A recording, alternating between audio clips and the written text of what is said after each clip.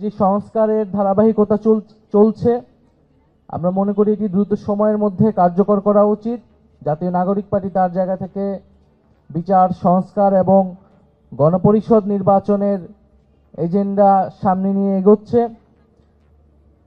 এবং দ্রুত সময়ের মধ্যেই আসলে আমরা এই বিচার এবং সংস্কার কার্যক্রম দেখতে চাই। আমরা বিচার এবং সংস্কারের রোডম্যাপ চেয়েছি সরকারের কাছে। বিচার সংস্কারের মধ্য দিয়েই আমরা গণপরিষদ এবং আইনসভার নির্বাচন দিকে এগোতে চাই। ফলে আমরা মনে করি এই কার্যক্রমের মধ্য দিয়ে আমাদের জাতিগত নবায়ন সম্ভব, সেই নবায়নের ভিত্তিপ্রস্তর স্থাপন করা সম্ভব।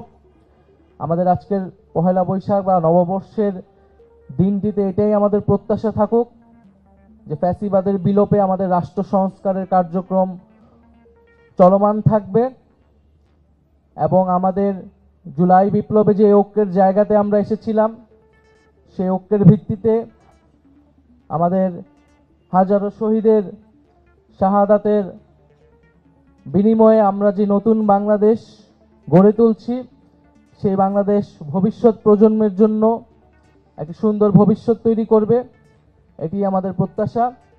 আজকে এই শুভ নববর্ষের দিনে, পহেলা বৈশাখের দিনে আমরা বাংলাদেশের সকল নাগরিককে জাতীয় নাগরিক পার্টির পক্ষ থেকে শুভেচ্ছা জানাচ্ছি। শুভ নববর্ষ।